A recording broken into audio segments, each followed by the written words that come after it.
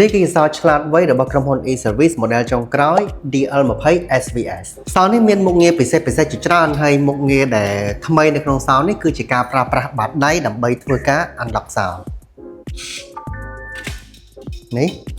ហើយយើងក៏អាចប្រើប្រាស់ផ្ទៃមុខដើម្បីធ្វើការ unlock សោបានដូចគ្នាដែរក្រៅពីការប្រើប្រាស់បាតដៃនិងផ្ទៃមុខយើងក៏អាច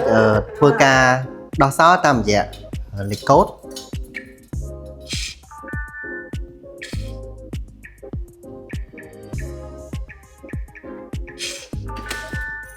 ហើយយើងក៏អាចប្រើប្រាស់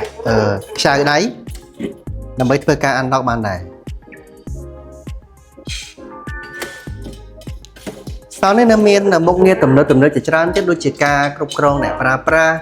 ការដោះសោតាម Bluetooth ការដោះសោតាមរយៈការបញ្ជាពីចម្ងាយនៅលើកម្មវិធីទូរស័ព្ទហើយជាមួយនឹងការដាក់លេខកូដបណ្ដោះអាសន្នសម្រាប់អ្នកប្រើប្រាស់